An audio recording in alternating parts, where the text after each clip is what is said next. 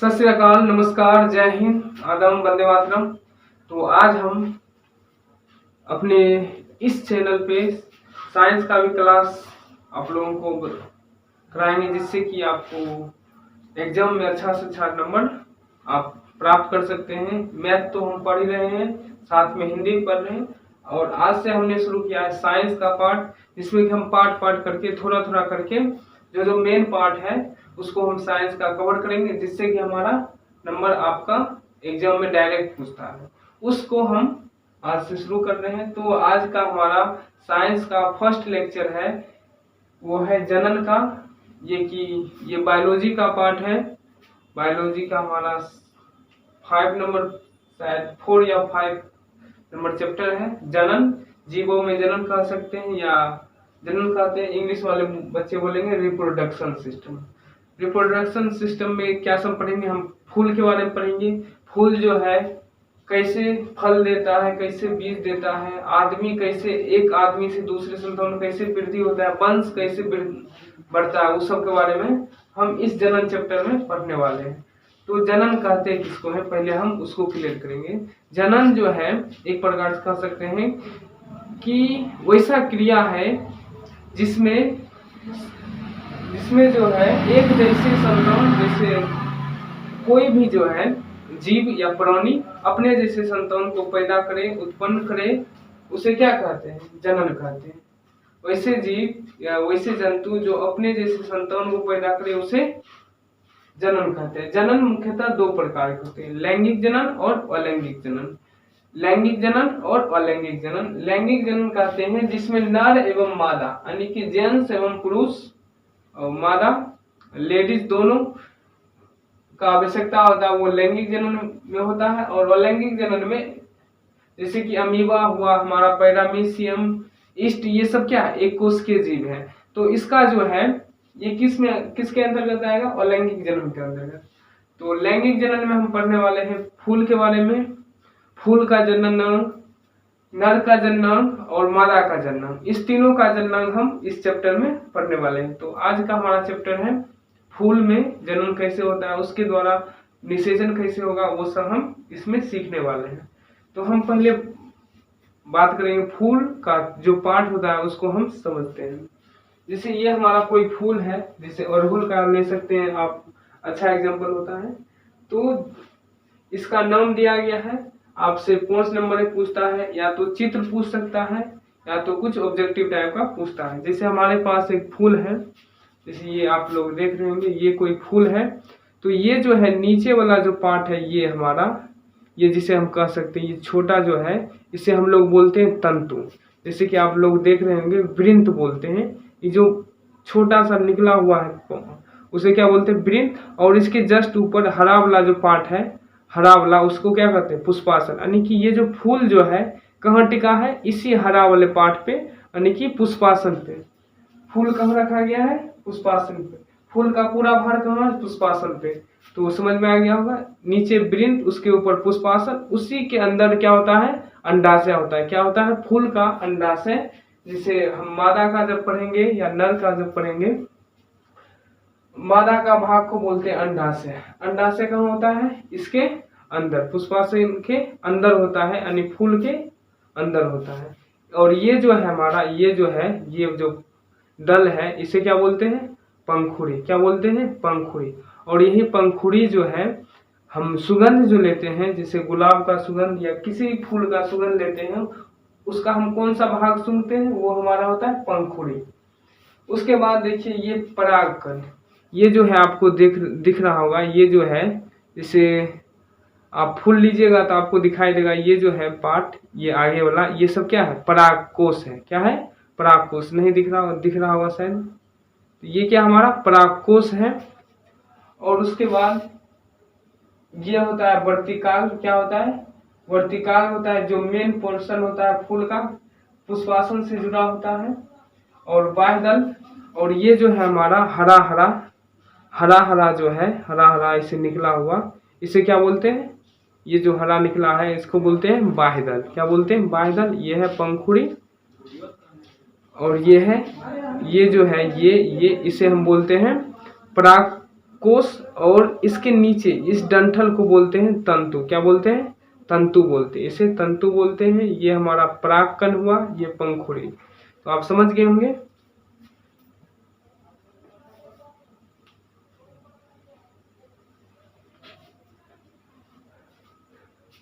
तो समझे आपकी, यदि वृत्त अथी फूल जो है एक डंठल से जुड़ा होता है, उस डंठल को वृंत बोलते हैं। फूल जिस पर टिका होता है यानी रखा होता है उसे पुष्पासन बोलते हैं, उस पार्ट को।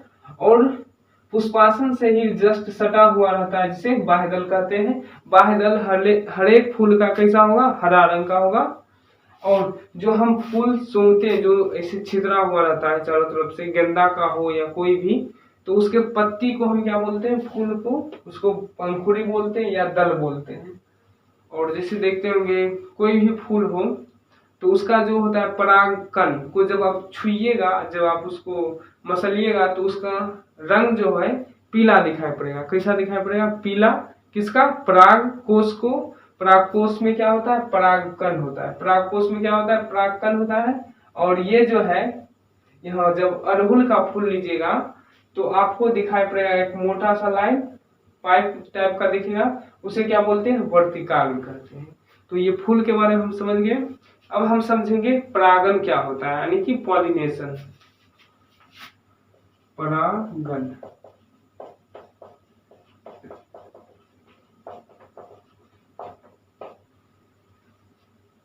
जैसे ये हमारा क्या है?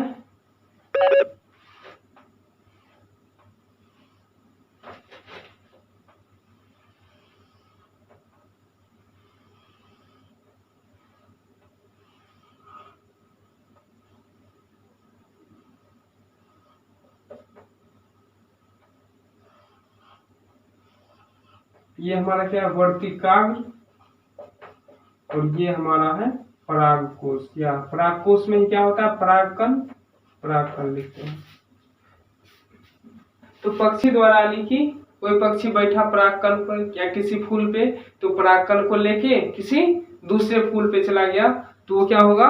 वर्तिकाग्र तक पहुंचा दिया तो वो हो जाएगा परागन। तो तीसरा होता है हमारा, जिसे हम बोलते हैं एमिनोफिलियम या हवा द्वारा। जैसे बड़ा बड़ा जैसे खेत हुआ, जैसे हमने गेहूं लगाया, मक्का लगाया या कोई भी फसल लगाया जो कि बड़ा बड़ा क्षेत्र में होता है, तो यदि हम उसको क्या कहते हैं भौरा द्वारा कराएंगे परागन या किसी भी द्वारा, तो 1 साल बीत जाएगा, तब तक में सीजन ही खत्म हो जाएगा। तो परागन करते करते तो 1 साल टाइम हमारा खत्म हो जाएगा। इसीलिए बड़ा बड़ा क्षेत्र का परागन करने के लिए हवा द्वारा किया जाता है। यानी कि हवा जब बहता है तो गेहूं का पौधा हो या किसी का पौधा हो, वो लहराता है एक दूसरे पे, तो उसके परागन हो जाता है। चौथा होता है हाइड्रोफिली, जिसे कहते हैं पानी द्वारा। जैसे जलीय पौधा होता है हमारा, जितना कि जल में पौधा होता है, उसका जो परागन होता है किसके द्वारा होता है? जल के द्वारा होता है, यानी कि जल से ही इधर उधर करके हो जाता है। लेकिन कमल जो है, यदि पूछता है कमल किसके द्वारा होता है? कीट द्वारा या पानी द्वारा या हवा द्वारा, तो बोलेंगे ज्यादातर मारता है पानी द्वारा। क्यों? क्योंकि कमल जो है पानी में उगता है, और हम जानते हैं कमल पानी के ऊपर होता है, तो उसका परागकण जो है कहाँ होगा? ऊपर होगा। तो परागकण वहाँ फूल बैठेगा, यानी कि कोई कीट या कोई मधुमक्खी बैठेगा तो उसका परागकण लेके कहाँ चला जाएगा? किसी दूसरे फूल पे, तो उसका परागन कीटों द्वारा होता है। और पांचवा होता है जूफिली, यानी कि बड़े बड़े जीव जंतुओं द्वारा जब परागन हो तो उसे क्या बोलते हैं? जूफिली बोलते हैं। तो जैसे आप लोग जाते होंगे तो गाँव में या बाग बगीचा में, तो आप फूल को ऐसे छूते हुए निकल जाते हो, यानी कि इस फूल को छुए, हम आगे चलते गए छूते गए तो एक फूल से दूसरे फूल में चला गया, यानी कि पहले हम इसको छुए तो इसका परागकण किस में चला गया? दूसरे फूल में, इससे परागन हो गया। तो इसका सबसे बड़ा एग्जाम्पल होता है हाथी द्वारा परागन। जैसे कि सबसे बड़ा फूल होता है रेफलेसिया, जो कि 40 किलो का होता है। कितना किलो? 40 किलो का, उसका जो परागण होगा बड़ा बड़ा क्या कर सकते हैं, बड़ा चीज से होगा। जैसे गाँव में जब दूल्हा जब शादी करने के लिए जाता है तो गाँव में परछावना होता है, जिसे परछावना बोलते हैं शायद, यही कुछ है। ठीक है, तो यदि रिफ्लेशिया फूल यदि छिड़क देंगे या कोई रिफ्लेशिया फूल उस पे डाल देगा तो क्या होगा, जो गीत चलता है बहारों फूल बरसाओ मेरा मेहमान आया है, तो क्या हो जाएगा उसका, यदि वो फूल बरसा देगा तो उसका हचाक से मृत्यु हो जाएगा। यानी कि 40 किलो पड़ेगा किसी का वजन।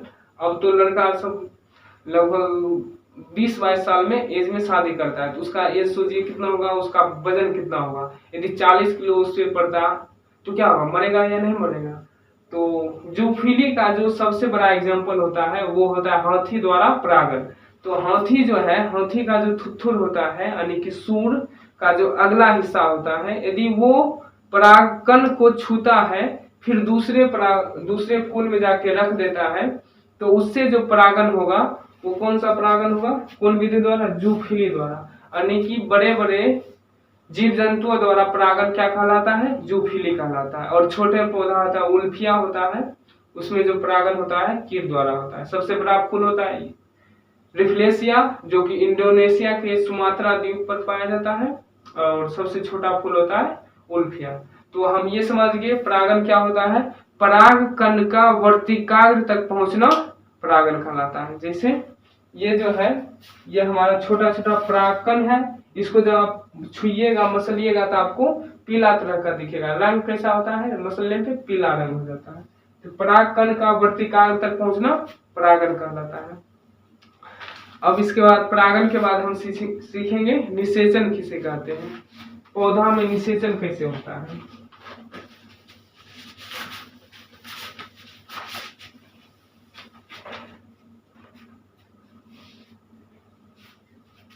तो निषेचन समझने के लिए 2-3 चीज आपको समझना होगा, जिसे फर्टिलाइजेशन बोलते हैं। फर्टिलाइजेशन यानी कि गैमेट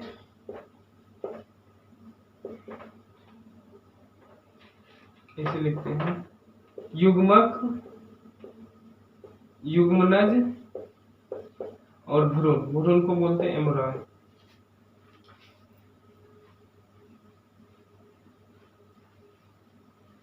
समझिएगा युग्मक किसे कहते हैं।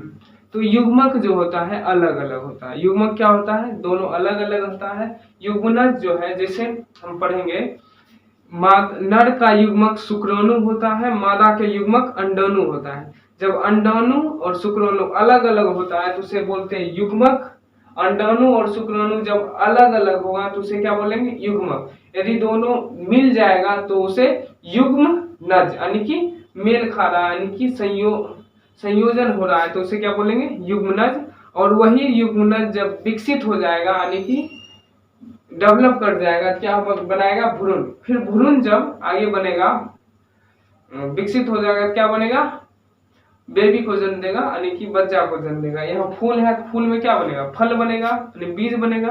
तो फूल फल कह सकते हैं एक तरह से, फूल से क्या बन जाएगा, फल बनेगा। तो हम सबसे पहले समझेंगे निषेचन कहते हैं किसको। निषेचन से पहले हम कुछ छोड़िए, परागण जो है समझे, परागण भी 2 प्रकार का होता है। पहले परागण को अच्छे समझिए। परागण जो है, परागण समझ गए। अब परागण 2 प्रकार के होते हैं, स्वपरागण और परपरागण। स्वपरागण और परपरागण। तो जैसे हम एक कोई फूल है,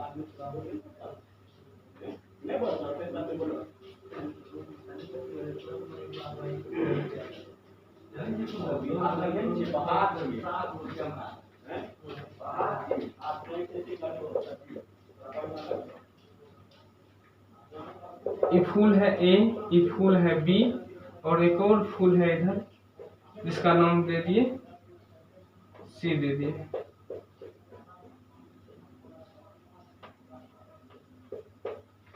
क्या नाम है, सी।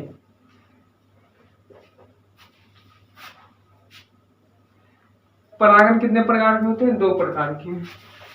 एक होता है पर परागण, दूसरा होता है स्वपरागण। पहला स्वपरागण कहते हैं, दूसरे को पर परागण कहते हैं, पर परागण। स्वपरागन क्या होता है? एक ही फूल में परागन, एक ही फूल में, और पर परागन होता है अलग अलग फूल में, अलग अलग फूल में, जैसे स्वपरागन समझेंगे। जैसे कोई मधुमक्खी है, जैसे कोई एक फूल है, जैसे फूल ए पे बैठा है, तो इसका परागकण इसके शरीर में बैठेगा, आएगा, तो ये क्या होगा, यदि इसका परागकण इसी में आ जाता है, यानी कि इसका जो परागकण था इसी के वर्तिकाग्र तक पहुंच जाता है, तो ये क्या होता है, पहला ही एक ही फूल है, इसी फूल का इसी अथी में हो गया परागकण, परागन हो गया, तो इसे बोलेंगे स्वपरागन। यानी एक फूल से एक ही में हो गया तो उसे स्वपरागन बोलेंगे, यानी कि फूल चेंज नहीं होगा।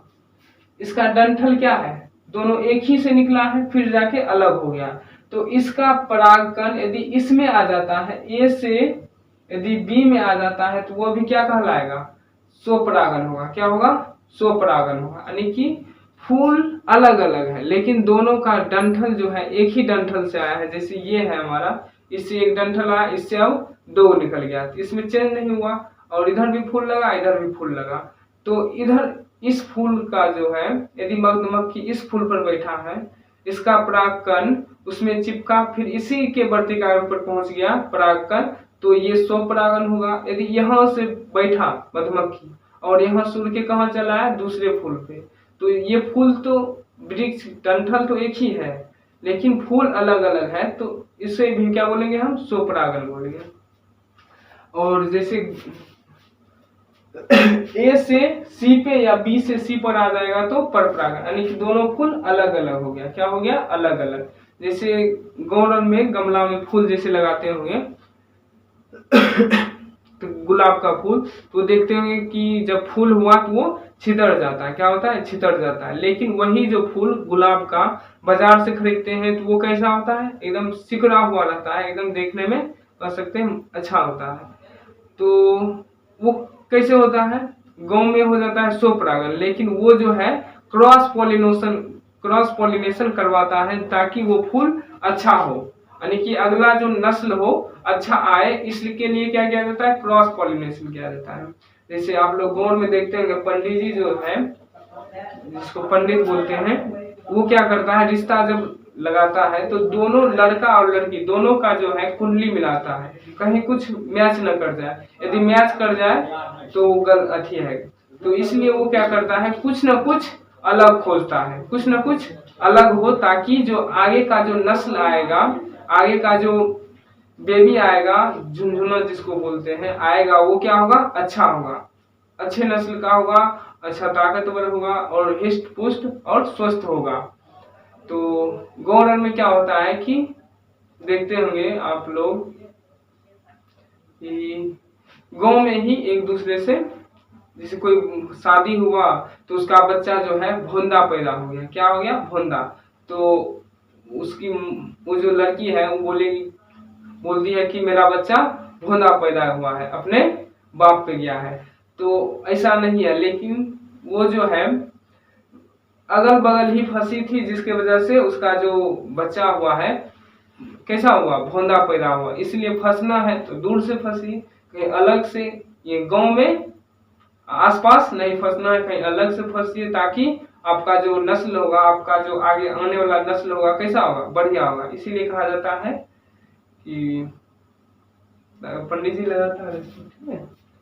तो ए से ए तक आना या ए से बी तक जाना स्वपरागन, ए से सी तक पहुंचना परपरागन कहलाता है। यानी कि एक फूल से किसी दूसरे फूल में जाना परपरागन, एक फूल से उसी में परागन हो जाना स्वपरागन होता है। समझ में आ गया होगा। तो अब हम समझेंगे इसके बाद निषेचन। क्या समझेंगे, निषेचन। हमने बता दिया युग्मक, युग्मनज और भ्रूण, ये तीनों बता दिया। अब हम पढ़ेंगे निषेचन।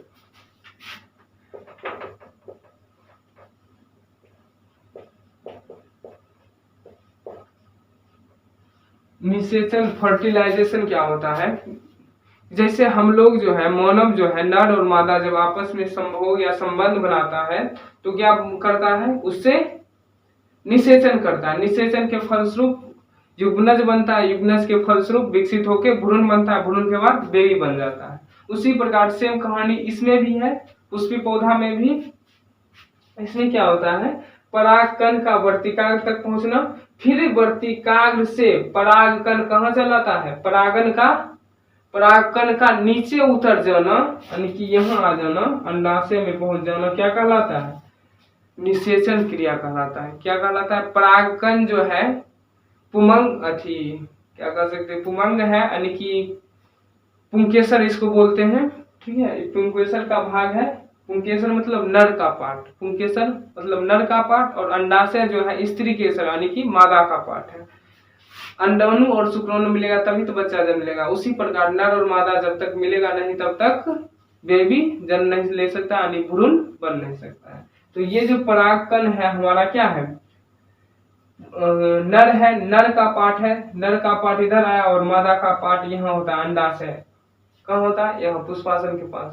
तो नर का पार्ट आएगा, परागन के फलस्वरूप परागकण आएगा, और नीचे क्या होता है, अंडाशय में 3 अंडा रहेगा। कितना अंडा, 3 अंडा। परागकण का वर्तिकाग्र से नीचे उतर जाना क्या कहलाता है, निषेचन कहलाता है। क्या कहलाता है, निषेचन। परागकण का वर्तिकाग्र से नीचे उतर जाना क्या कहलाता है, निषेचन कहलाता है। निषेचन क्रिया में कितना परागकण और कितना अंडा भाग लेता है तो वो बताना है। निषेचन में 1 अंडा और 1 परागकण क्या करता है, भाग लेता है, ताकि एक फल बना सके, एक बीज बना सके।